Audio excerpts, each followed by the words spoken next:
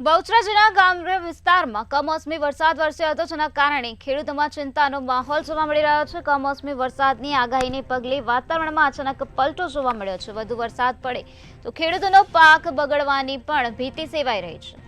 તો બહુચરાજીના ગ્રામ્ય વિસ્તારમાં પણ આજે કમોસમી વરસાદ વરસ્યો છે, જેના કારણે જગતનો તાત ચિંતામાં મુકાઈ ગયો છે.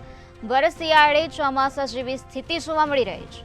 કમોસમી વરસાદના કારણે ખેડૂતોના પાક બગડવાની પણ ભીતિ સેવાઈ રહી છે. કમોસમી વરસાદની આગાહીને પગલે વાતાવરણમાં અચાનક જ આજે પલટો જોવા મળી રહ્યો છે. ઠેર ઠેર માવઠાની સ્થિતિનું નિર્માણ થઈ ગયું છે. ભર શિયાળામાં ચોમાસા જેવી સ્થિતિ જોવા મળી રહી છે.